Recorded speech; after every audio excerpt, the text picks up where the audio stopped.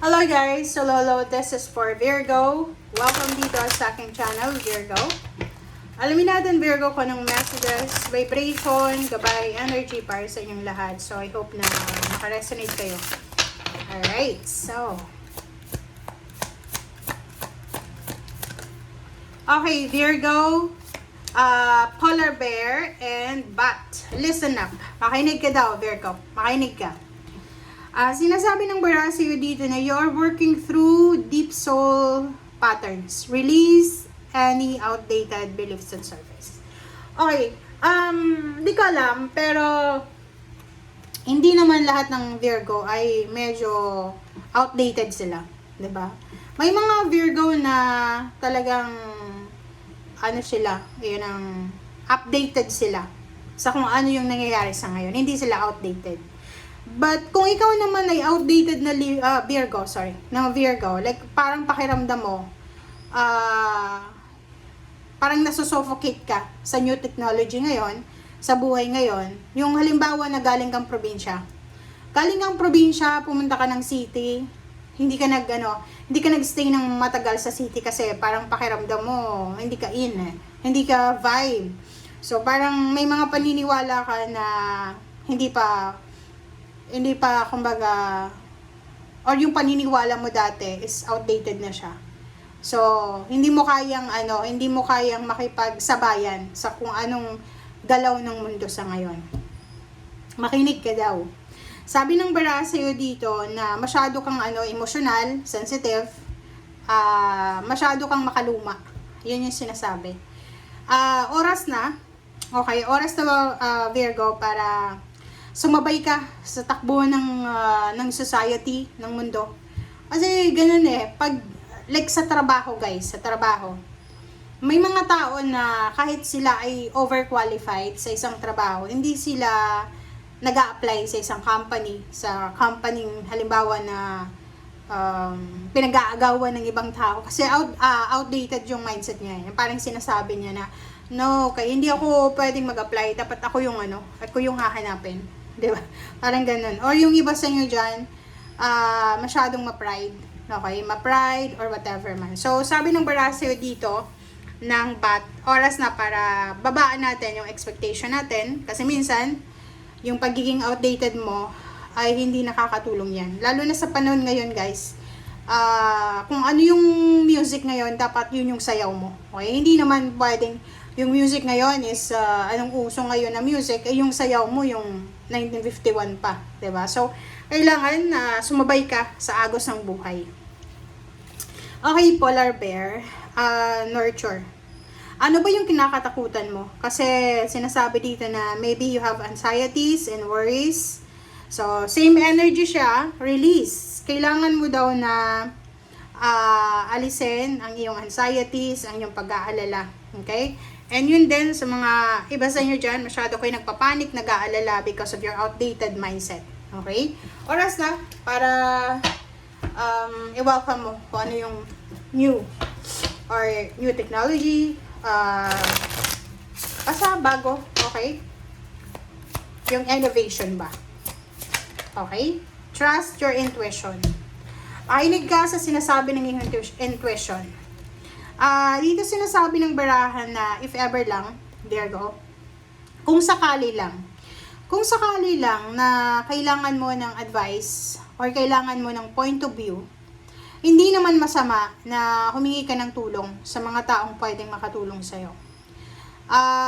Sinasabi ng bara sa'yo dito na alam mo daw kung ano yung makakabuti sa katawan mo, sa isip mo, sa espiritu mo.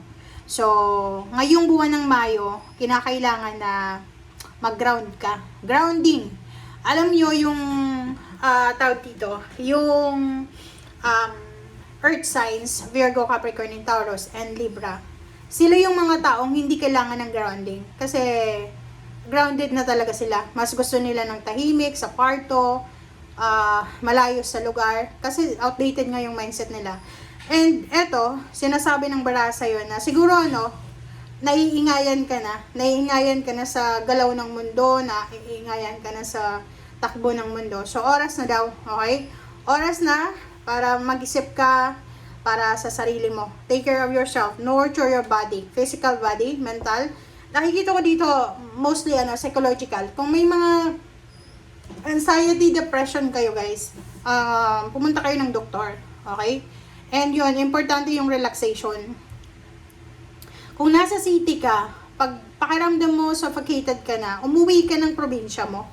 Okay? Kasi dito sinasabi yung pagme-meditate, pagsimba, yung pag-spend lang sa dagat, sa may kahoy, sa ilog, makakatulong na yan sa'yo. Okay? Tune in to your inner guidance. Okay? So, alam mo yun kung anong nararamdaman mo, yung gut feeling mo, yun yung sundin mo. You have the answer and it's safe to trust yourself. Okay? Lahat daw ng kailangan mo ay naandyan na sa'yo. So, wala kang dapat na ikatakot. Okay. And let's check for the money. Virgo.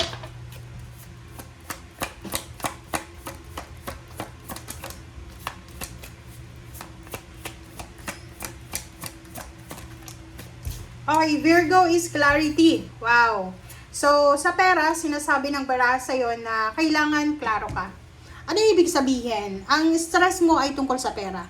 Stress ka dahil sa pananalapi, sa trabaho mo, or sa relationship. But, sa usaping pera, sinasabi ng baraha sa'yo dito na kailangan klaro ka. Huwag kang masyadong mag-i-expect sa outcome. Kailangan enjoyin mo. Mag-enjoy ka sa kung anong ginagawa mo sa ngayon. Trabaho mo niyan or negosyo. Be contented. Okay? Kung ano yun lang yung kaya mo, yun yung rason kung bakit nai-stress, nagkaka-anxiety, nagkaka-depression yung ibang tao. It's because masyado silang nag-aalala sa kanilang past and then sa future. Live in the moment. 'Di ba? Live in the moment. Kung ano yung kaya mo ngayon, yun lang. Okay? Let go yung mga, alam mong hindi posible. Clarity. Kailangan mo ng klarong isip.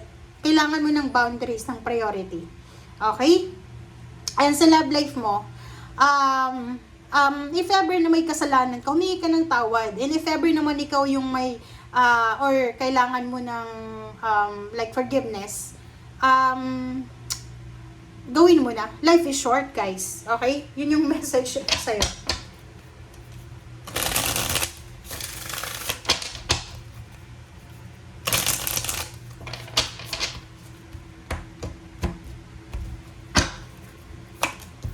Alright, so, the Hierophant, Ace of Pentacles, Page of Wands, Two of Wands. Oh, ang nakikita ko sa'yo dito, are you single? If you're single, kung kailangan mo ng pera, yung nanliligaw sa'yo or yung taong gusto mo, ay posibleng matutulungan ka niya. Yung suitor mo, kung babae ka, matutulungan ka niya. Pwede kanyang pautangin. Pwede kanyang i-recommenda sa kanyang kakilala kung gusto mo ng trabaho. In the future, guys, sinasabi ng baraha sa atin, this is all about your emotion. Okay? Mag-iingat kayo. Kasi posible kayong halimbawa may asawa ka, are you married or in a relationship, may live-in partner, lalo kung may anak ka na, Virgo, mag-iingat ka sa mga relationship na pinapasok mo. Lalo na kung OFW ka, or OFW yung asawa mo. Kumbaga, nasa long distance relationship kayo, mag-iingat kayo ha. Kasi dito, posible na pagsisisihan mo yung third party na pinasok mo. Okay? Pag may asawa na, hindi ka na malaya. Dapat isipin mo na kailangan isa lang yung asawa. 'Di ba? So, nakikita natin dito na kung OFW ka, parang meron ka bang, kasi parang ang OFW dito, may asawa siya sa Pilipinas, may asawa din siya sa ibang bansa. Pero once na umuwi siya sa ibang sa bahay nila, sa Pilipinas, akala ng mga tao, wala siyang ka-live-in doon. 'Di ba? Kahit yung asawa mo, 'di ba? Yung asawa mo is parang pinapabayaan ka lang niya. You are free. Pero mali yun, guys, kasi karma is coming para sa'yo. Yun yung sinasabi ng baraha. Knight of Pentacles and Ten of Wands. Nakikita ko sa'yo dito na, yun na nga.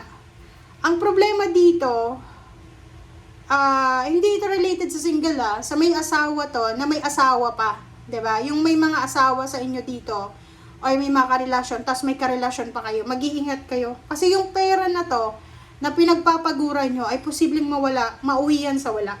Okay? Yung happiness mo, yung katahimikan mo, posibleng mauwi yan sa wala. Okay? Thank you guys. Bye!